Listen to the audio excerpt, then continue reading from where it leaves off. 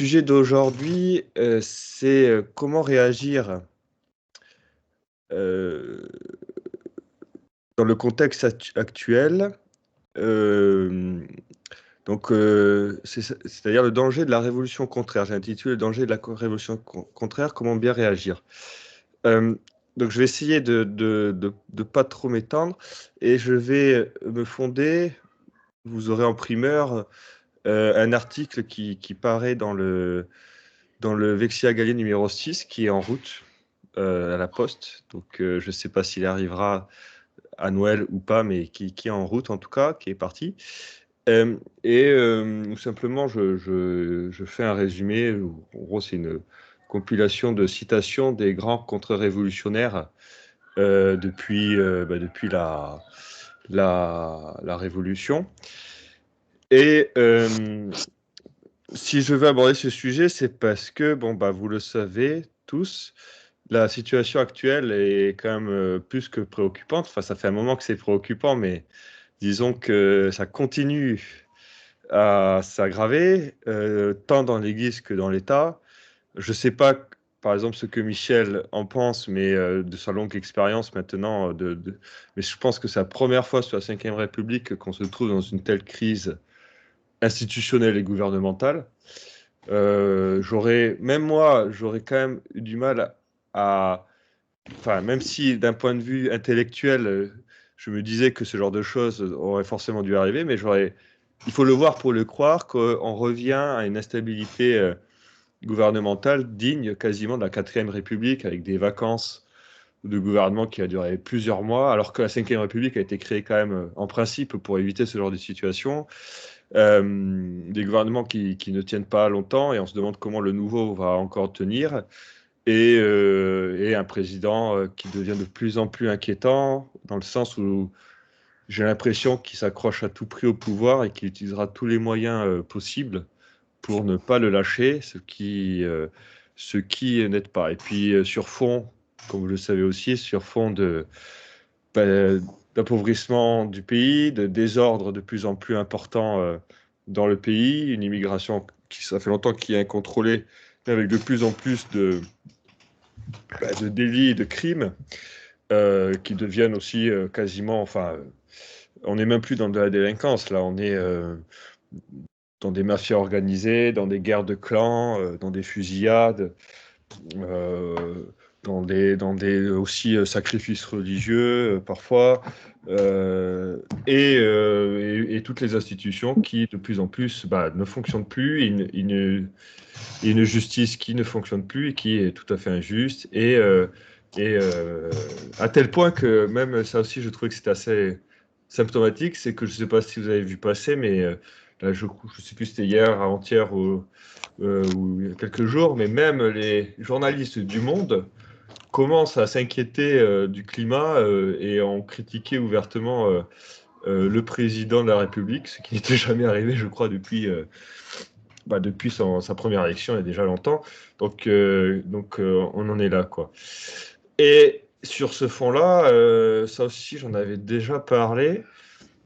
Donc, tout le monde se rend compte, enfin, peut-être pas tout le monde, mais disons que quand même, tout le monde, de plus en plus, même ceux qui ne voulaient pas en démordre il y a 10 ans, même ceux qui ne voulaient pas en démordre après les grands attentats, comme du Bataclan ou à Nice, même ceux qui ne voulaient pas en démordre avec quand même cette histoire de pandémie qui était toute et le totalitaire à ce moment-là, même ceux qui ne voulaient pas en démordre avec cette folie ukrainienne où l'Union européenne et Macron en première ligne a pris le parti de façon complètement irrationnelle, enfin, ou peut-être pour des raisons qui nous sont un peu cachées, mais de l'Ukraine, contre tous les intérêts de la France. Peut-être, voilà, et aussi le démantèlement de notre industrie qui dure depuis maintenant un certain moment et qui s'accélère depuis le mandat de Macron, du président. Donc tout cela fait que quand même on arrive dans une situation où en plus on est au bord, où l'État est au bord de la faillite financière, impossible de faire un budget, un déficit qui va exploser. Donc on verra bien ce qui se passe. Mais donc, il y a de plus en plus de gens, je pense, qui sont inquiets et qui se rendent bien compte par plein de biais différents qu'il y a un gros problème. Et que ça soit par leur expérience personnelle, par les déboires qu'ils ont pu avoir eux-mêmes dans leur vie, que ça soit économique, sécuritaire, agressés, tous ceux du personnel de santé qui ont vu comment ça se passait, tous ceux qui sont à la justice qui voient comment ça se passe, et tous ceux aussi, et même pour aller plus loin, que ce soit la jeune génération ou les moins jeunes, qui quand même commencent à souffrir de façon assez importante des agressions idéologiques, que ce soit LGBT ou autre, ou tout simplement du désordre total sociologique, enfin je veux dire plus de mariage, divorce, impureté, qu'on en remet 3 couches, on est quasiment pas obligé à l'avortement, mais constitutionnalisé, en fait, tellement de choses comme ça qui agressent, que quand même, beaucoup de... Il y a de plus, enfin, il y a de plus en plus de personnes qui sont inquiets, pensent bien qu'il y a un souci et se demandent quoi faire. Et donc c'est là où, j'allais dire, nous les légitimistes, enfin la contre-révolution depuis longtemps, apporte des réponses, et c'est-à-dire les bons principes politiques qui sont fondés aussi sur une saine et orthodoxe doctrine catholique, et qui se fondent sur la réalité humaine. Je ne veux pas représenter tout ça, et qui est le fondement, qui peut être le seul fondement de s'en sortir sans et de pouvoir reconstruire et restaurer d'une façon saine la politique. Et c'est pour ça que j'ai intitulé ça aujourd'hui, parce que ça fait un moment que je me rends compte, ce qui est assez logique dans un certain sens, mais ce qui est aussi toujours un peu inquiétant, c'est que devant des excès qu'on voit en face, il peut avoir une tendance, et c'est exactement la phrase de Joseph de Maistre, hein, la contre-révolution n'est pas une révolution contraire, mais le contraire de la révolution. Et c'est vraiment très important comme petit slogan qu'a inventé Joseph de Maistre, mais qui révèle quelque chose de très profond et de très important, et que nous-mêmes devons nous rappeler souvent dans notre combat quotidien, et rappeler souvent aussi aux gens autour de nous, c'est que il ne s'agit pas de faire une autre révolution sous prétexte qu'aujourd'hui, et ça c'est vrai, c'est tout à fait contre nature, on fait n'importe quoi, etc. etc. Une autre révolution serait pire, et elle serait d'autant pire qu'elle pourrait paraître mieux, a priori, ou moins, disons, désordonnée que la révolution institutionnelle, enfin la révolution qui est au pouvoir à l'heure actuelle.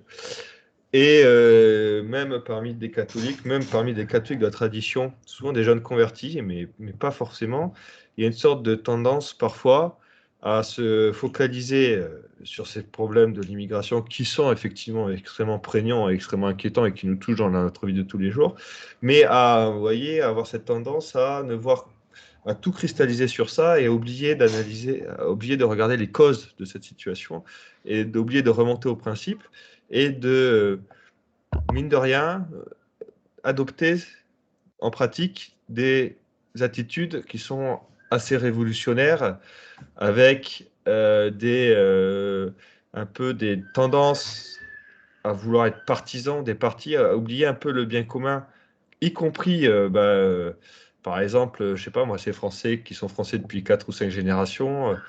Euh, Bref, que la justice doit être rendue envers tous, et en fonction de ce qu'on fait, enfin de ce que chacun fait, on doit rendre son dû à chacun, et que on comprend très bien la réaction, hein, psychologiquement, c'est logique, mais c'est pas forcément, c'est pas très chrétien. C'est la vengeance en fait, hein, et de chercher un peu le bouc émissaire. Et ça aussi, on comprend très bien. Et c'est malheureusement un phénomène anthropologique massif. Il suffit de relire les études de René Girard. Et au passage, je trouve que les théories de René Girard sont très fortes en soi, mais que l'époque actuelle et la déchristianisation de la France démontrent beaucoup, par les faits que nous vivons, les théories de René Girard. C'est-à-dire que la France qui se déchristianise est le lieu de la résurgence du bouc émissaire, du sacrifice et des cycles de violence et des façons, j'allais dire traditionnelles, mais à la païenne, donc non chrétienne, de gérer cette violence de la société qui devient de plus en plus endémique. Et c'est inquiétant, parce que justement la civilisation chrétienne vient, comme le dit d'ailleurs René Girard, vient mettre un terme à cette logique païenne du bouc émissaire, de la violence mimétique et du sacrifice sanglant, grâce au sacrifice sanglant de Jésus-Christ sur la croix, et qui est renouvelé tous les jours dans la messe et partout par le sacrifice non sanglant de la messe. Et aussi par les sacrifices que chaque chrétien fait dans sa vie. Et je pense que là, il y a quelque chose de fondamental pour la restauration et la contre-révolution. C'est-à-dire que c'est dans cet esprit-là qu'il faut agir. Et donc, alors d'abord, permettez-moi de lire. Alors, c'est par hasard, mais pour, disons, mettre l'ambiance, un bon capucin que j'ai lu par hasard, ça s'appelle Traité de la paix intérieure. C'est un très bon livre. Et je tombe par hasard sur cette phrase qui était assez adaptée au thème d'aujourd'hui, donc je la lis. Donc il parle de la paix intérieure de l'âme, mais ce qui est drôle, c'est qu'il va prendre une analogie avec la paix dans la société politique. Donc il écrit ça au XVIIIe siècle. Hein. Et donc il dit ça, donc cette paix intérieure, comme celle des États, est le fruit de la guerre. Et si l'on ne veut supporter les travaux de celle-ci, on ne goûtera jamais les douceurs de celle-là. Alors c'est intéressant parce que c'est pas très dans l'air du temps, même si la situation concrète de la société est de plus en plus violente. Disons que la doxa institutionnelle révolutionnaire, un peu bisounours, ne veut absolument pas reconnaître la nécessité du combat, la nécessité de la guerre et du bon combat. Même si en fait, en pratique, c'est une stratégie de la révolution hein, de désarmer ses ennemis pour mieux les abattre derrière. Mais comme vous le savez, hein, de toute façon, notre vie sur Terre est un combat d'abord spirituel, mais aussi un combat politique et de tous les jours. Alors, pour l'instant, ça ne prend pas encore des formes armées, même si, vu ce qui se passe, on se dit que peut-être que plus vite qu'on ne le croit, on reviendra à des formes de combat malheureusement plus, disons, traditionnelles dans l'histoire de l'humanité. J'espère que ça ne se passera pas, évidemment, mais bon. En tout cas, ce combat est là. Et la question, c'est comment faire le bon combat. Hein.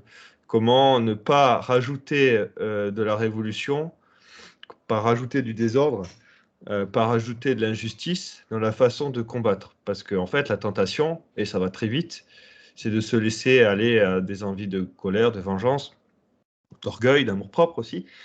Et au nom du combat contre certains désordres, en fait, d'en commettre d'autres. Et ça, c'est vraiment une tentation tout à fait importante. Et c'est là où aussi le royalisme et le légitimisme en particulier, avec la fidélité à une personne incarnée, le roi de France, le duc d'Anjou, déjuré Louis XX, est quelque chose d'absolument essentiel. C'est pour remettre aussi la réalité de la politique, qui n'est pas une théorie, hein, c'est une pratique de la prudence, de la vertu de prudence, fondée sur une expérience qui s'appelle l'histoire, et sur la réalité humaine, sur notre réalité. Donc, comme le disait Aristote, nous sommes un animal politique raisonnable, qui a besoin de la société et qui vit dans une société hiérarchique, qui nécessite la subordination et où l'autorité reflète d'ailleurs l'autorité divine, tout ça, toute la société politique reflète un ordre divin. C'est pas pour rien que Dieu nous a créés de cette façon-là et nous a créé la société politique de cette façon. C'est parce que ça nous permet, par analogie, de contempler l'ordre, on va dire cosmique, et puis surtout l'ordre céleste, hein, l'ordre de ce qui se passera aussi au ciel.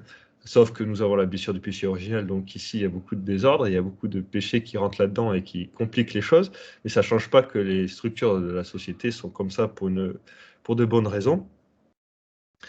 Et donc c'est quelque chose d'incarné, la politique. Ce que je veux dire par là, c'est que, comme vous savez aussi, c'est un poncif de la théologie, enfin de la philosophie, disons, qui est reprise depuis, qui a été prise chez Aristote et peaufinée, disons, mais on sait très bien que l'homme est un composé de corps et d'âme, et c'est comme ça, on peut pas séparer, ce qui sépare les deux, c'est la mort, il n'y a pas de réincarnation, comme on le connaît par le credo, les corps sont appelés à être ressuscités à la fin des temps, y compris les damnés, pour leur malheur, et pour les élus, pour leur bonheur. Et on est un composé. Donc, on a cette singularité dans notre corps. Par exemple, même si les âmes humaines sont toutes égales, le fait de l'incarnation fait que sur cette terre, on est tous inégaux et que, par exemple, des choses aussi simples que le sexe, hein, la différence entre un homme et une femme, ben, c'est quelque chose de matériel, cette différence corporelle, va jouer sur la façon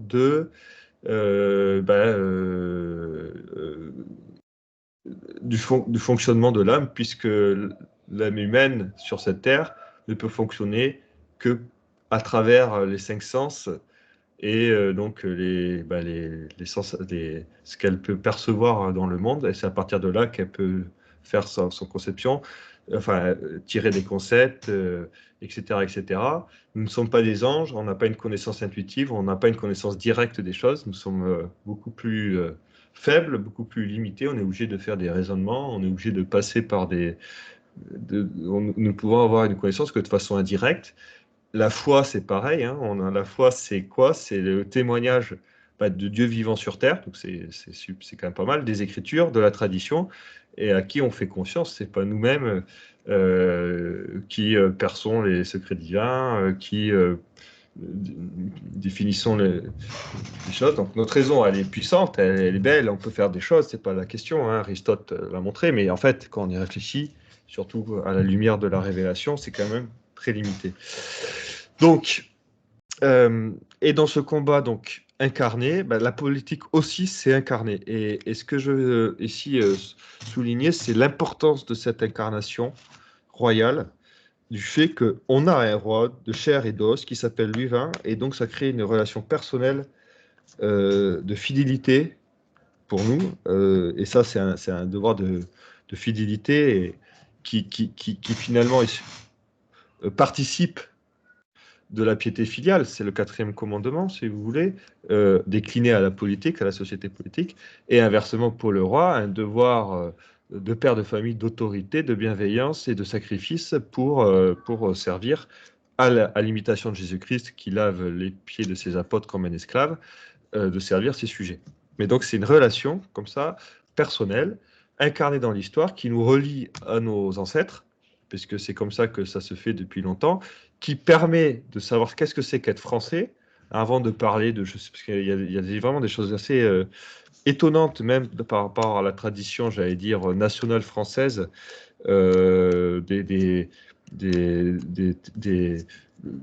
entend assez communément aujourd'hui, alors d'ailleurs c'est pas forcément très clair si c'est France ou c'est Europe, mais qu'il y aurait une race française, on avait des théories nationalistes assez germanisantes pour le coup, et à l'exclusion donc des immigrés ou je ne sais quoi, ou plein de choses de ce style-là. On essaie de trouver, et ça c'est drôle parce que moi qui suis, enfin, et Michel aussi, mais qui sommes au Japon, moi c'est quelque chose qui m'avait marqué parmi les nationalistes japonais, c'est qu'ils sont tellement pas sûrs de leur identité qu'ils doivent sans cesse essayer de trouver des sortes de mascottes qui devraient résumer, mais en fait, en réduisant ce que serait l'essence du Japon par rapport à une chose ou à une autre, en l'idéalisant, en le divinisant, et en fait en passant à côté de la réalité, et parce que parce qu'on réduit la réalité à quelque chose de très restreint, et qui peut être parfois soit faux, ou parfois pas forcément faux, mais tellement restreint que ça en devient faux, quoi. Et qu'il y a ces genres de choses qui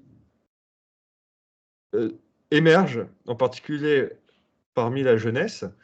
Et tout simplement, ça, c'est logique aussi quand on réfléchit, parce que ça manifeste une perte d'identité, on ne sait plus ce qu'on est, donc on essaie de se trouver on imagine quoi, des choses loin de l'histoire, ou sur des parcelles d'histoire, ou avec des faux prophètes qui apparaissent ici par là, surtout avec les réseaux sociaux partout.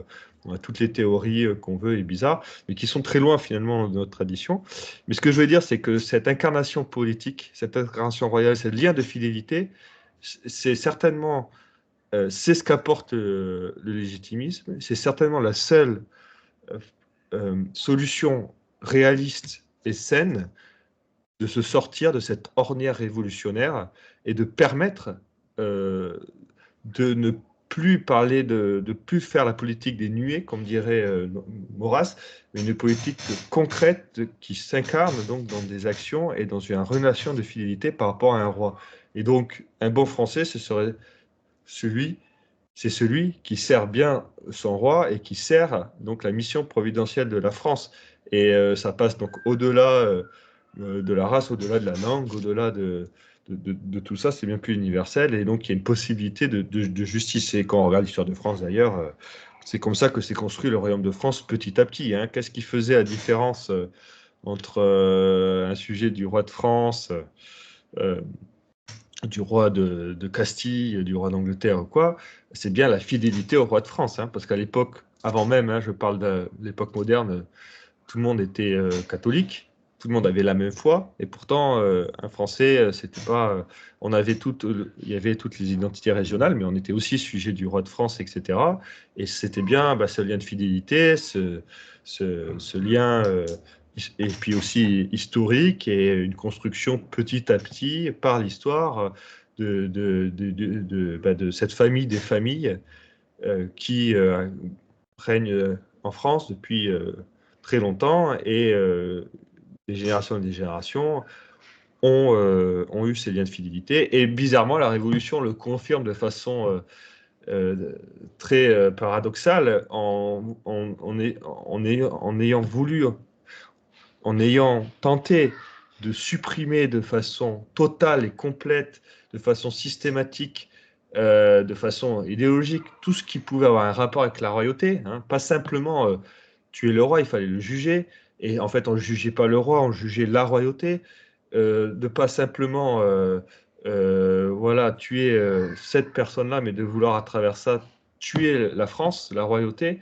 C'était bien que cette révolution anti-catholique et anti-française avait bien vu la réalité de ce que c'était la France, qui passe par l'incarnation royale, et qu'on ne pouvait pas faire avancer la révolution sans passer par-dessus, et avec une obsession mais totale, hein. On a brûlé tous les corps à Saint-Denis, mis dans la chaux pour supprimer tout ce qui était possible, détruit tout ce qui était un rapport avec la famille royale, tenté de détruire l'ampoule. La Providence veille, il s'est passé beaucoup de choses. Et inversement aussi, c'est là où on a vu le sacrifice de Louis XVI, qui a accepté son jugement à l'imitation de Jésus-Christ, et pour demander le pardon bah, à Dieu et pour ses sujets, parce que lui, il est responsable en tant que roi de ses sujets, et donc il a pris la punition aussi pour les autres. Et au moment de la Restauration, il y a eu la chapelle expiatoire, toutes choses qui sont, à mon sens, importants aujourd'hui, parce que j'ai l'impression qu'on oublie tout cet esprit chrétien, et que de plus en plus, ça devient noir, blanc, schématique. Il y a les méchants, il y a les gentils, etc. Il n'y a plus du tout vengeance, force brute, et qu'il n'y a plus du tout cette idée de faire justice avec fermeté, mais dans la charité, et puis en se rappelant qu'on est des pauvres pécheurs et qu'il faut expier, et que ce n'est pas les autres qui sont responsables, mais que nous aussi, on est de toute façon responsables. C'est ça la société politique, même si nous-mêmes, personnellement, on n'aurait rien fait. Comme tous les hommes sont tributaires du péché originel parce que Adam a fauté, dans une autre mesure et pas sur la même échelle, évidemment, c'est juste une analogie, mais en société politique, malheureusement, nous sommes tributaires, et heureusement quand ça se passe bien, nous sommes tributaires des institutions qui sont au pouvoir, même s'ils sont illégitimes, injustes, et qu'elles persécutent, qu'elles triturent, qu'elles persécutent la France. Donc, donc voilà, ça c'est la présentation. Et là, je me propose de vous lire quelques citations de plusieurs figures de la contre-révolution. Alors, je vais commencer tout simplement pour essayer d'expliquer donc l'article qui est apparu dans le numéro 6 de Dixia Gallier s'appelle « De la Révolution française à la Révolution mondiale », pardon, et deux points, la tragédie moderne et son remède, la contre-révolution. Donc, je suis parti des Jeux Olympiques, donc de cet été, et en citant donc un communiqué du roi Louis XX, et un passage de son communiqué qui dit cela.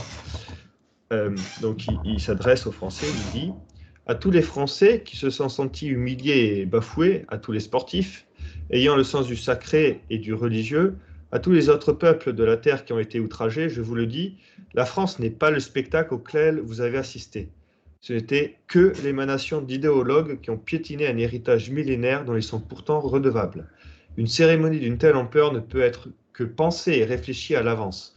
Rien n'est dû au hasard ou à la maladresse. Notre pays subit des assauts toujours plus violents de cette idéologie profondément contre nature et destructrice.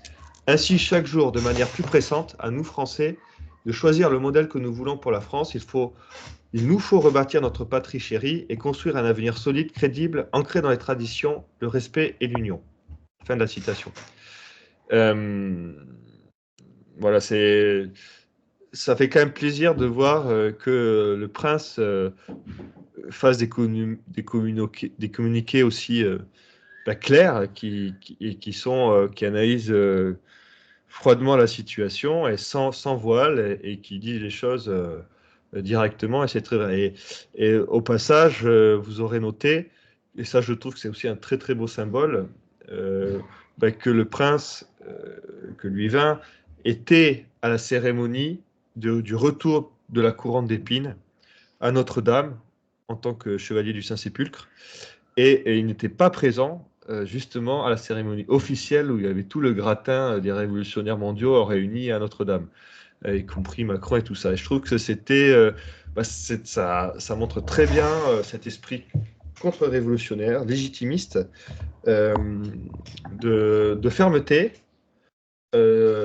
intransigeante, mais sans violence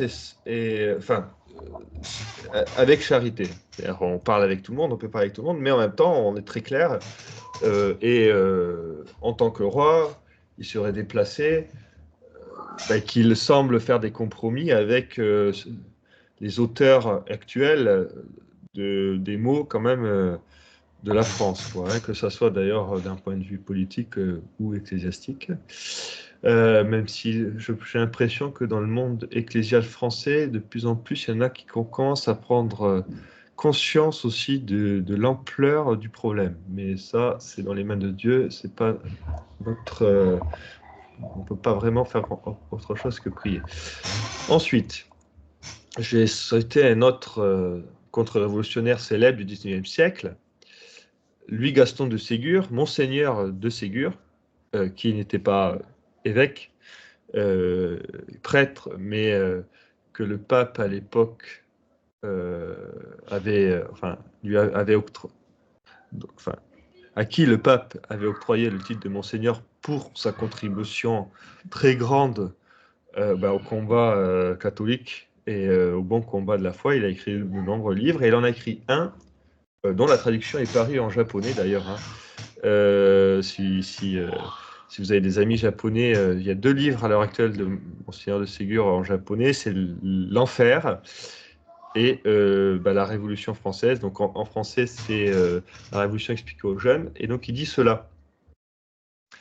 La Révolution n'est pas davantage le grand fait historique et sanglant qui a bouleversé la France et même l'Europe à la fin du siècle dernier, donc à la fin du XVIIIe siècle.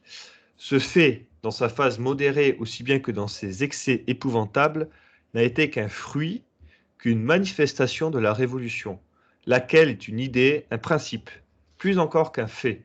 Il est important de ne pas confondre les choses. Qu'est-ce donc que la Révolution? Il répond ainsi, je continue la citation. Prise dans son sens le plus général, la révolution est la révolte érigée en principe et en droit. Ce n'est pas seulement le fait de la révolte de tout temps, car de tout temps il y a eu des révoltes, mais c'est le droit, c'est le principe de la révolte devenant la règle pratique et le fondement des sociétés. C'est moi qui ajoute, autrement dit, la démocratie. C'est la négation systématique de l'autorité légitime, la souveraineté populaire. C'est la théorie de la révolte. C'est l'apologie et l'orgueil de la révolte. On dit que c'est bien. La consécration légale du principe même de toute révolte. Ce n'est pas non plus la révolte de l'individu contre son supérieur légitime. Cette révolte s'appelle tout simplement désobéissance. La révolution, c'est la révolte de la société en tant que société. Le caractère de la révolution est essentiellement social et non pas individuel. Je continue la citation. Il y a 3 degrés dans la révolution. Premier degré, la destruction de l'Église, comme autorité et société religieuse, protectrice des autres autorités et des autres sociétés. À ce premier degré, qui nous intéresse directement, la révolution est la négation de l'Église érigée en principe et formulée en droit, la séparation de l'Église de l'État dans le but de découvrir l'État et de lui enlever son appui fondamental. Deuxième degré, la destruction des trônes et de l'autorité politique légitime, conséquence inévitable de la destruction de l'autorité catholique. Cette destruction est le dernier mot du principe révolutionnaire de la démocratie moderne et de ce qu'on appelle aujourd'hui la souveraineté du peuple. Troisième degré, et là on y est, on arrive aujourd'hui dans notre monde contemporain, la destruction de la société, c'est-à-dire de l'organisation qu'elle a reçue de Dieu, en d'autres termes, la destruction des droits de la famille et de la propriété, au profit d'une abstraction que les docteurs révolutionnaires appellent l'État. C'est le socialisme, dernier mot de la révolution parfaite. Dernière révolte, destruction du dernier droit. À ce degré, la révolution est, ou plutôt serait, mais aujourd'hui malheureusement on s'y approche, serait la destruction totale de l'ordre divin sur la terre et le règne parfait de Satan dans le monde. Nettement formulé pour la première fois par Jean-Jacques Rousseau, puis en 1789 et en 1793 par la Révolution française, la Révolution, avec un grand R, s'est montrée dès son origine ennemi acharné du christianisme. Elle a frappé l'Église avec une fureur qui rappelait les persécutions du paganisme. Elle a fermé ou détruit les églises, dispersé les ordres religieux, traîné dans la boue les croix et les reliques des saints. Sa rage s'est étendue dans l'Europe entière. Elle a brisé toutes les traditions. Et à un moment, elle a cru détruire le christianisme. Elle a cru détruire le christianisme qu'elle appelait avec mépris une vieille et fanatique superstition. Sur toutes ces ruines, elle a inauguré un régime nouveau de lois athées, de sociétés sans religion, de peuples et de rois absolument indépendants. Depuis 60 ans, elle grandit et s'étend dans le monde entier, détruisant partout l'influence sociale de l'Église, pervertissant les intelligences, calomniant le clergé et sapant par la base tout l'édifice de la foi. Fin de la citation. Ça laisse songeur sur ce qu'il pourrait dire à l'heure actuelle. Je vous laisse développer. Et pour illustrer un peu cette continuité liée à ce qui se passe aujourd'hui, j'ai cité un petit passage du livre de Pierre Hillard sur des origines du mondialisme à la grande réinitialisation, où il dit cela, je crois que c'est dans la conclusion, non, dans la préface, pardon. Les éléments qui assaillent l'humanité initiés par le Covid-19 en lien avec la fameuse grande réinitialisation, propulsée sous l'égide du Forum économique mondial de Davos au tournant des années 2019-2020, ne sont que les conséquences matérielles, entre parenthèses politiques, économiques, juridiques, numériques, d'un long travail de fond reposant sur une orientation métaphysique bien définie en vue de la destruction d'un monde au profit d'un autre, aux accents de la servitude la plus complète. Donc il le dit en fait de façon beaucoup moins frontale que Monseigneur de Ségur, mais le règne de Satan sur le monde contre le règne du Christ, hein, et d'essayer d'accélérer ce phénomène. Je vais encore citer un autre contre-révolutionnaire aussi du XIXe siècle, très intéressant par ailleurs aussi, c'est Monseigneur Gaume. Aussi, il n'était pas évêque, hein, mais c'est un titre honorifique. Et il décrit la Révolution de cette façon, je cite. « Si, arrachant son masque, vous lui demandez à la Révolution « Qui es-tu » elle vous dira « Je ne suis pas ce que l'on croit. Beaucoup parlent de moi et bien peu me connaissent. Je ne suis ni le carbonarisme, ni l'émeute, ni le changement de la monarchie en république, ni la substitution d'une dynastie à une autre, ni le trouble momentané de l'ordre public. Je ne suis ni les hurlements des Jacobins, ni les fureurs de la montagne, ni le combat des barricades, ni le pillage, ni l'incendie, ni la loi agraire, ni la guillotine, ni les noyades. Je ne suis ni Marat, ni Robespierre, ni Babeuf, ni Mazzini, ni Kossuth. Ces hommes sont mes fils, ils ne sont pas moi. Ces choses sont mes œuvres, elles ne sont pas moi. Ces hommes et ces choses sont des faits passagers, et moi je suis un état permanent. Je suis la haine de tout ordre que l'homme n'a pas établi, et dans lequel il n'est pas le roi et Dieu tout ensemble. Je suis la proclamation des droits de l'homme sans souci des droits de Dieu. Je suis la fondation de l'état religieux et social sur la volonté de l'homme au lieu de la volonté de Dieu. Je suis Dieu détrôné et l'homme à sa place. Voilà pourquoi je m'appelle révolution, c'est-à-dire renversement. » Fin de la citation.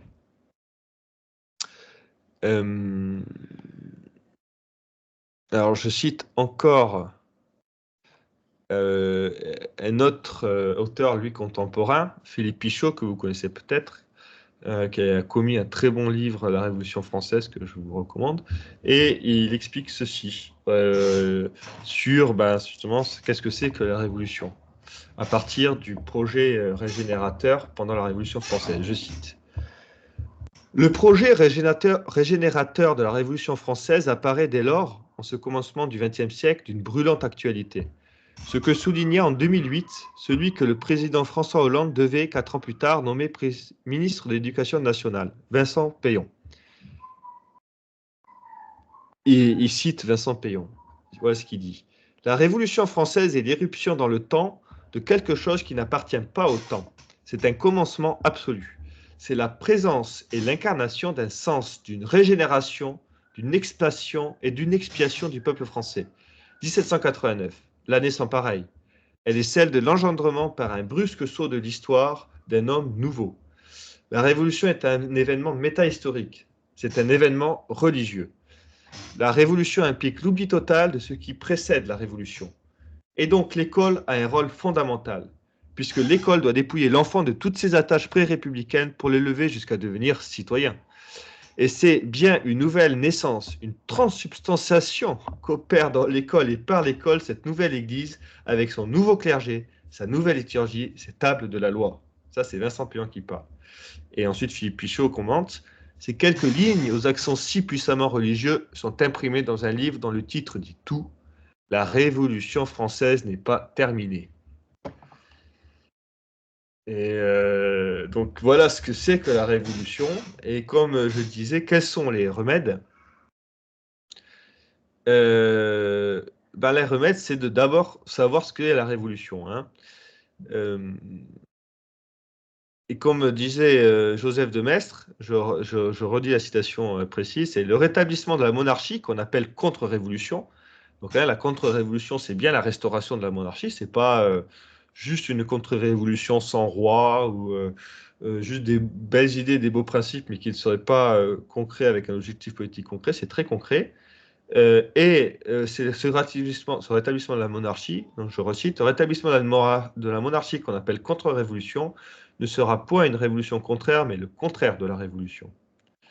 Et enfin, je cite encore, j'allais dire, un praticien de la contre-révolution au premier titre, le général Charette, qui disait cela pendant les guerres de Vendée.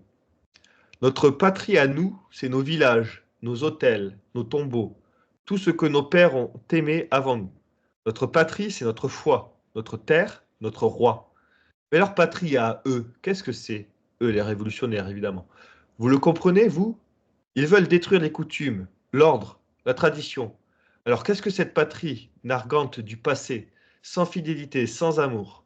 Cette patrie de bilibode et d'irreligion. Pour eux, la patrie semble n'être qu'une idée. Pour nous, elle est une terre. Ils l'ont, eux, les révolutionnaires, ont la patrie dans le cerveau. Nous l'avons sous les pieds. C'est plus solide. Et il est vieux comme le diable, leur monde, qu'ils disent nouveau et qu'ils veulent fonder dans l'absence de Dieu. On nous dit que nous sommes les suppôts de vieilles superstitions. Faut rire. Mais en face de ces démons qui renaissent de siècle en siècle, nous sommes une jeunesse, messieurs. Nous sommes la jeunesse de Dieu, la jeunesse de fidélité. Et comme donc ensuite, il s'agit de décliner dans nos vies, de faire très attention donc à ne pas faire encore de la révolution sous prétexte que ça se passe mal en face et donc par réaction inverse d'aller dans l'autre extrême. Hein, vous savez, comme me dit saint Thomas d'Aquin pour les vertus morales, la vertu est un sommet entre deux excès, hein, enfin un défaut et un excès. Ben, c'est tout à fait vrai aussi enfin par analogie, on pourrait l'appliquer au combat politique et à l'action politique qui, face à une révolution, ne doit pas tomber dans la révolution contraire, ce que malheureusement a quasiment fait, ce que malheureusement a fait le monde depuis la Révolution française, avec des tentatives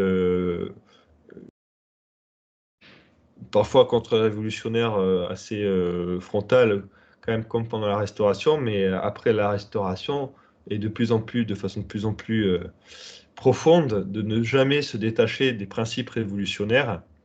Et donc, quel que soit sur le moment, par exemple le moment de Gaulle, par exemple, je sais pas moi, les moments où ça allait un peu mieux, même malgré ces moments, les principes étaient toujours révolutionnaires. Donc, au bout d'un moment, nous sommes quand même des hommes, même si nous pouvons être inconséquents dans nos actes et ne pas suivre les principes.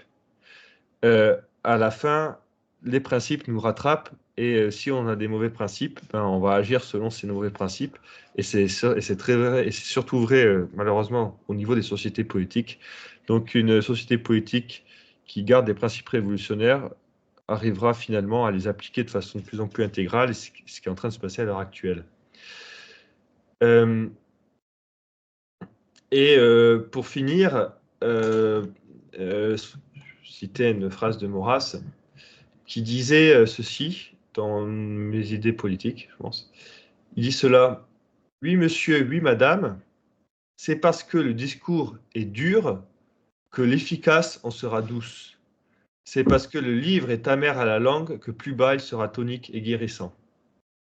C'est une grande erreur de penser que les contingences, comme on dit, s'accommodent plus aisément d'un principe lâche et flottant. Bien au contraire, toute indécision des principes complique l'étude des faits, aussi bien que leur traitement. L'incertitude se trouve ainsi introduite au seul point d'où pouvait leur venir un peu de lumière. Aux complexités de la terre se seront ajoutées des ombres dans le ciel. La vérité, soleil dur mais clair, se contente d'établir de haut ce qu'il faut savoir et penser avant que d'agir. Elle montre le bien, elle marque le mal, elle fait distinguer les proportions suivant lesquelles l'un et l'autre se rencontrent et se mélangent dans la vérité infinie de nos cas humains. Une fois éclairé ainsi, l'homme est loin d'avoir résolu les problèmes de sa vie pratique, mais il tient de quoi les résoudre. Et si comme cela lui arrive trop fréquemment, il ne trouve guère à choisir qu'entre des mots, il discernera mieux lesquels sera le moindre. Son effort pourra s'appliquer à la fuite du pire, ce qui fait peut-être le plus grand point de gouvernement de soi-même ou d'autrui. Euh, donc ça, c'est fin de la citation, c'est Maurras dit ça, et en substance, c'est que sans les principes, on ne peut pas avoir de bonnes actions, et j'irais même plus loin que lui, il faut pas se contenter, il faut surtout pas se contenter du moindre mal, il faut se contenter du meilleur bien et du plus efficace que l'on peut faire à son niveau, hein, donc sur soi-même, sur sa famille, sur ces diverses sociétés, associations, quartiers, paroisses, et ce qu'on peut faire quand on dit pour la France. Et quand on dit pour la France, en fait, pour le roi, parce qu'on est une société politique, c'est des personnes en lien les uns avec les autres de façon ordonnée, ou à l'heure actuelle de plus en plus désordonnée. Mais donc le but du jeu, c'est de remettre de l'ordre, et ça commence à le faire en montrant l'exemple, et ça demande des sacrifices, ça demande de la persévérance, ça demande de l'abnégation, parce que être obéissant dans un monde qui est très désobéissant, c'est pas forcément facile, sans faire de compromis, mais sans tomber dans la rébellion, etc. Donc tout ça à travailler. Voilà, donc je m'arrête là, et je vous laisse poser des questions ou faire des commentaires, ou comme vous voulez. Non. Merci beaucoup, Paul. C'est remarquable conférence, développement. Bon, je suis tout à fait d'accord avec le panorama de la situation actuelle. Alors, si on revient sur le plan historique, donc vous dites il faut pas faire une contre-révolution ou donc ce qui s'est passé pour la restauration de 1815 à 1830, quel a été le problème? Alors oui, deux problèmes majeurs. Premièrement, Oui. c'est qu'il y a il y a eu deux restaurations. Et malheureusement, celle de 1815, c'est la seconde restauration. Il y a eu les 100 jours entre-temps. Et ça fait ça beaucoup de mal. Je crois qu'on le sous-estime vraiment. La deuxième restauration partait beaucoup plus perdant à tous les niveaux. C'est-à-dire qu'en 1814, malgré les guerres napoléoniennes, les Bourbons reviennent sur le trône dans une situation idéale, avec quasiment pas de vexation des, des, euh, des armées d'occupation, des conditions de paix très positives. Mais les 100 jours vont changer complètement la donne, et vont donner des conditions beaucoup plus dures par rapport aux armées de la coalition, et il va y avoir des exactions aussi pendant le territoire, et donc, les attaques qui ont été faites contre les Bourbons à ce moment-là, par les républicains, etc., en disant les wagons d'étrangers, tout ça, ont beaucoup plus porté. Ça, c'est le premier problème. Et le deuxième problème, qui n'est pas complètement, qui n'est pas indépendant, c'est que la deuxième charte, donc, c'est pas celle de 1814, mais celle de 1815, en fait, inclut quelques principes révolutionnaires. Si elle sauve la face dans les façons voilà, ça reste une charte octroyée, il n'y a pas de souveraineté populaire, on renoue la chaîne des temps, etc., etc. En pratique, il y a eu des compromis faits sur le parlementarisme en particulier. Et ce parlementarisme a fait beaucoup de mal, en fait, pendant la Restauration, parce que, bizarrement, c'est les ultra-royalistes qui ont fait c'est cette ambiance des parlements, vous voyez, qui ont fait du bruit, et qui ont créé peut-être de la division, ou qui ont, au niveau du gouvernemental. Donc il y a eu ce compromis par rapport au parlementarisme. Et on n'est pas du tout au niveau du parlementarisme aujourd'hui, hein, ça c'est sûr. La tradition parlementaire commence en fait sous la Restauration, de façon assez paradoxale. Et à l'époque, hein, c'est des Bonald, des Lamartine qui font des discours. C'est pas le même niveau, mais malgré tout, cette histoire de parlementarisme là crée des factions, crée des oppositions euh, qui n'étaient pas vraiment traditionnelles. Et puis l'autre point, c'est malgré le fait que le roi retrouve son rôle, j'allais dire, de patron de l'Église, dans le sens de protecteur de l'Église, chapelle expiatoire, aide à renouveler les œuvres dans un moment tout à fait. Mais il n'a pas été clairement remis dans la charte, par exemple, que la religion catholique était la religion du royaume, en tant que religion du royaume. Il y a eu aussi un compromis fait par rapport à la situation napoléonienne. Alors, évidemment, c'est facile à dire, mais ça, c'est des choses qui ont explosé finalement après. Et puis, je dirais deux autres éléments qu'il ne faut pas non plus sous-estimer. C'est là où c'est assez incroyable quand même.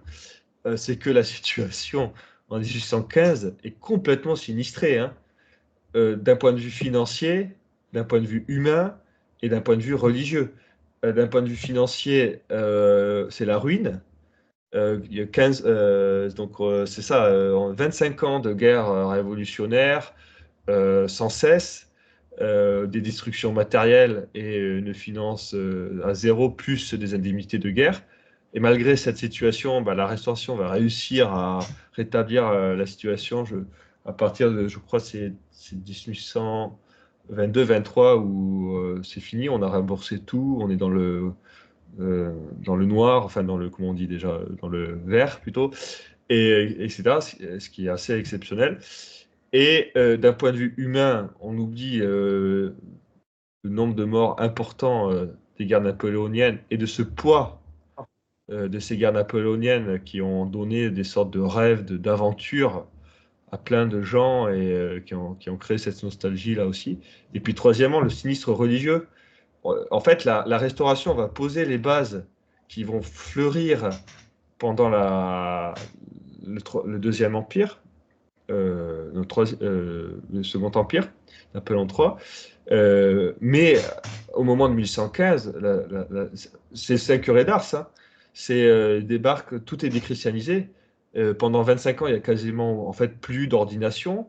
Il y a plein de vocations qui n'ont pas eu lieu. Il y a eu plein de destructions. L'état est lamentable. Notre-Dame est en ruine. C'est que 20 ans ou 30 ans plus tard que ça sera restauré par Viollet-le-Duc et tout ça. Mais à l'époque, il n'y a pas d'argent, on ne peut pas le faire, il n'y a plus personne. Donc tout ça, tout cet ensemble fait que bah, c'était très compliqué. Alors, c'était jamais joué.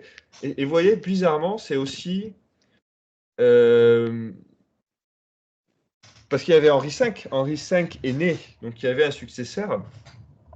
Mais c'est cette sorte. Jean de la Vigrie appelle ça la France abîmée. Vous voyez, bah, c'est la facilité avec laquelle Charles X va donner la régence, parce qu'en fait, il abdique. Enfin, il nomme le duc d'Orléans lieutenant général du royaume pour faire une régence, dans l'idée que quand la situation se calme, il va le rappeler. Donc, sauf qu'il a usurpé, sous pression des gens, etc. Machin, mais c'est la facilité avec laquelle, au premier, à juste un petit moment chaud, qui était en fait que dalle, cette histoire de juillet 1830, qui était vraiment que dalle d'un point de vue militaire, mais il y a eu un tel choc pendant la Révolution de ces violences vraiment barbares, et je pense qu'on n'avait pas vu depuis des centaines d'années, un peu pendant peut-être les guerres de religion, mais pas comme ça, pas de façon aussi systématique, et qu'il y avait une sorte de peur viscérale je sais pas, de re-être une cause de violence jacobine, tout ça, parce que tous ces gens-là, même si tout le monde a été choqué par ça, si vous voulez, donc c'était plus jamais ça, plus jamais les jacobins, mais en même temps, il y a le spectre qui traîne et qui crée cette sorte de mollesse quelque part. Alors, comparé à aujourd'hui, ils sont pas mous, hein, mais en fait, une sorte quand même de mollesse qui existe dans cette génération, parce que Charles X, Louis XVIII, c'est la génération de la Révolution. C'est les frères de Louis XVI. Donc c'est cette ambiance des années 1770 et 80 où on n'arrive plus à taper du poing sur la table, à envoyer l'armée quand il faut pour remettre de l'ordre. Parce que quand on regarde les débuts de la Révolution, ce qui est assez hallucinant, et je veux dire les 10-15 ans avant ça, c'est le laxisme général. Euh, on, les papes ont beau condamner la franc-maçonnerie, on laisse tout le monde devenir franc-maçon. Les évêques qui essaient de l'appliquer se font attaquer. Le roi essaie de protéger l'évêque, mais il lui dit elle l'applique pas trop parce que je n'arrive pas à les contrôler, quoi. Enfin, on se laisse marcher sur les pieds quelque part. Je sais pas, on a perdu un peu ça. C'est cette génération, c'est peut-être un effet de génération aussi. Voilà. Et donc tout ça fait que ça aboutit par un échec. Mais bon, c'est toujours pareil, quand on regarde après, on a l'impression que c'était inéluctable, mais c'était pas du tout inéluctable. Mais c'est clair que d'un autre côté, on pourrait dire que c'est assez incroyable que ça dirait aussi si longtemps, parce qu'en 1815, ils partent mal hein, quand même, hein, quand on y réfléchit, euh, d'un point de vue humain. Voilà. Et c'est clair que Napoléon, là-dedans, c'est vraiment un sacré petit diable. Voilà, je ne sais pas si ça répond à votre question, c'est juste quelques Merci. éléments, mais voilà. Non, Oui. c'est très intéressant. Vous connaissez bien la période. Bon, je ne suis pas du tout un expert, Oui. bon, à la force, j'ai un peu baroudé, on va dire. C'est des périodes qui sont intéressantes. Hein. Euh, Alors, j'ai une deuxième question, si vous avez le temps. Donc, le changement de régime, il y a eu une expérience de 1940 à 1944 avec Pétain, la Révolution nationale. Alors bon, si on met de côté le fait qu'il a collaboré avec les nazis et que du coup il est dans les poubelles de l'histoire à cause de ça, mais il y a eu une tentative, il y a une tentative quand même enfin de changer la nature du régime, travail, famille, patrie, etc. Qu'est-ce qu'il faut penser de cette expérience? Elle était alors, vouée à l'échec? bah, disons que quand ça s'appelle la Révolution nationale, c'est pas bien parti. Oui. C'est un peu, c'est pas le en même temps de En Marche, mais vous voyez, il y a un peu de cette histoire-là, quoi. D'un côté, on collabore avec les francs-maçons, et de l'autre côté, on collabore avec les maurassiens. Alors, la situation a été compliquée, tout ça, etc. Mais disons que aussi l'autre, c'est toujours pareil, hein, c'est jamais noir, c'est jamais blanc. Mais l'autre gros problème du général Pétain, enfin du maréchal Maréchal. Pétain, Maréchal. oui, maréchal, Maréchal. pardon, c'est que il a été quand même choisi par le Front populaire, vous voyez, Oui. et pas pour rien. C'est parce qu'il était connu pour justement ne pas être dans la frange. euh, C'était un compromis politique aussi. Évidemment, on ne sait jamais ce que ça va donner. Et il prenait un risque en faisant ça, mais qu'en même temps, je ne sais plus c'est quoi la phrase, mais bon, que d'un point de vue des mœurs, il était alors, je sais plus c'est quoi sa situation matrimoniale, mais elle n'était pas tout à fait Non, mais il s'est orthodoxe. marié très très tard et il était connu pour avoir un nombre innombrable de maîtresses. Voilà. Et Ouais. il s'est marié très tard et Oui. il n'a jamais eu d'enfant. Voilà, c'est ça. Et puis, enfin, bref, que d'un point de vue des mœurs, tout ça, c'était pas tout à fait très catholique. Et bon, il avait, euh, bref, il avait, je sais pas, moi, je suis pas assez connaisseur du maréchal Pétain pour ça, mais qu'en tout cas, il était républiquement compatible et que c'est pour ça qu'il a été choisi par le Front populaire. Et bon, après, c'est clair que ouais, il avait son âge, c'est clair que De Gaulle a été, passez-moi l'expression, mais une sale pourriture, et que ça, clairement, que ça n'a pas aidé.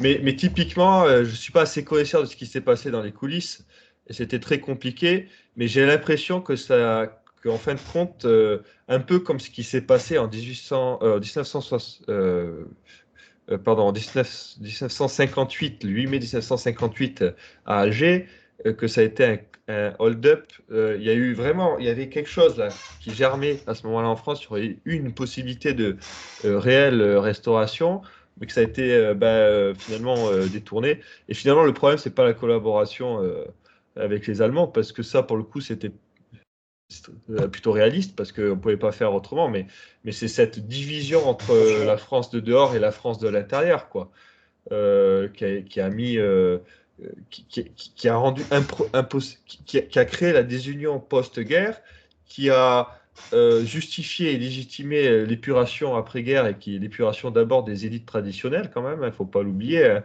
et qui crée le climat qui va permettre derrière la folie des années 50 qui amène à Vatican II et puis à toute cette ambiance délétère. Tout ça, c'est quand même lié et c'est des conséquences. Alors, moi, je considère que De Gaulle a une énorme responsabilité là-dedans. Pétain, Marcel Pétain, j'ai pas assez lu ses livres et tout ça pour dire, mais comme ça, de ce que se dit en tout cas dans les gens qui connaissent un peu, c'est qu'il était enfin, il était républico-compatible. Compatible. Voilà, c'est ça. Et, forcément, comme c'est un politique et que c'était très catholique à l'époque encore, il fallait composer avec ça, mais qu'il n'y avait pas plus de conviction de ça non plus. Que là-dedans, Maurras s'est fait bien avoir aussi, et puis que justement, c'est le problème du maurassisme, dans le sens qu'il y avait quand même beaucoup de maurassiens qui étaient pas forcément catholique non plus, et donc ça a joué un peu sur ça. C'est pas pour rien que la moitié des Maurrassiens, enfin, vous savez, on dit ça, je crois que c'est ça, un tiers, c'est quel auteur, quel chercheur qui étudie l'Action française qui dit ça, des gens de l'époque vont rentrer en gros dans la résistance ou vont passer en Afrique du Nord et tout de suite lier le régime de Vichy. Un tiers qui va collaborer, in fine, et un tiers qui reste attentiste. Donc, ce qui montre bien que c'était pas évident, enfin, voilà, que c'était pas très clair dans un moment trouble. Parce que nous, on regarde toujours d'après, donc c'est assez facile aussi on sait le résultat, mais en 41 ou 42 ou en 43, la probabilité que l'Europe devienne nazie et allemande est quand même très élevée, en fait, hein, quand on regarde les choses. Donc, c'est pas du tout évident, hein. Et en tout cas, il faut rendre ça. À mon avis, la Révolution nationale, malheureusement, c'était une révolution quand même. Donc, qui remettait des principes de droit naturel, si vous voulez, quand même, mais qui n'allait pas frontalement contre les principes révolutionnaires. Donc, dans tous les cas, alors peut-être que si, disons, on ne peut pas refaire l'histoire, mais qu'en fait, un De Gaulle aurait collaboré avec un Pétain et qu'il y aurait une reconquête pas sous l'égide des Américains et que la guerre serait passée de façon différente ou je ne sais quoi, ça aurait pu être un tremplin vers une restauration beaucoup plus intégrale. Hein, les communistes matés, les francs-maçons matés, enfin les 4 États confédérés, et que ça aurait ouvert quelque chose. Voilà, peut-être, j'en sais rien, mais ça c'est histoire-fiction, en tout cas, ça ne peut pas rester comme ça. On peut le regretter, mais c'est comme ça. Et en tout cas, il faut lui tirer le chapeau parce que faut pas oublier que quand même la victoire des Alliés sans Pétain n'est pas possible, hein, parce que c'est une armistice, c'est pas une défaite complète de la France. La France, enfin comment ils appelaient l'État français, c'était donc était souverain quand même jusqu'à l'annexion avec tout l'empire. Et on va dire merci les Anglais aussi d'avoir coulé la flotte à Mers-el-Kébir. Ma grand-mère était là, elle l'a vu, hein, en direct. Hein. Donc, c'est clair qu'il y a eu un moment historique, là. Il y a eu une occasion ratée. La République tombe, les cartes sont complètement redistribuées, la République est complètement décrédibilisée, les idées contre-révolutionnaires en levant en poupe grâce au travail depuis 40 ans de l'Action française. Il y a encore la fin, enfin, disons que le modernisme n'est pas encore du tout vainqueur dans l'Église et on est encore sur la continuité des réformes de Saint-Pie X, très traditionnelles, très contre-révolutionnaires. Donc tout ça, effectivement, faisait qu'il y avait un moment favorable à la contre-révolution, une opportunité qui a été ratée. Alors je ne connais pas assez cette époque pour dire où ça s'est raté, à quel moment c'est parti en vrille, si vous me passez l'expression. Mais en tout cas, oui, je pense qu'on peut dire qu'il y a eu une opportunité à ce moment-là, quelque chose qui a été raté, et voilà, et qui peut aussi être se témoigner par l'essor missionnaire en Afrique, hein, qui était à son sommet. Il y avait vraiment une restauration de la foi à ce moment-là, une restauration des principes politiques. Alors certainement que, en fait, et ça c'est certainement providentiel, que le gros problème, finalement, au fond, ouais, en répondant, ça me vient quand même, ben, c'est qu'il n'y a pas de roi de France. Enfin, si, il y a le roi de France à l'époque, mais le roi de France, c'est le roi d'Espagne, quoi, le roi légitime. Et là, ça crée une difficulté que personne n'a voulu aborder à l'époque, quelque part, et dans un contexte pollué par quand même un nationalisme très révolutionnaire qui ne pouvait même pas imaginer, c'est là où c'est toujours étrange quand même, quand on regarde l'histoire après coup, qui ne pouvait même pas imaginer qu'être français, c'était pas un papier, et que parce que c'était le roi d'Espagne, il ne pouvait pas être roi de France, quoi. Alors que quand on regarde l'histoire médiévale et tout ça, ça pose jamais de problème à nos ancêtres. Mais au XXe siècle, entre 1870 en tout cas et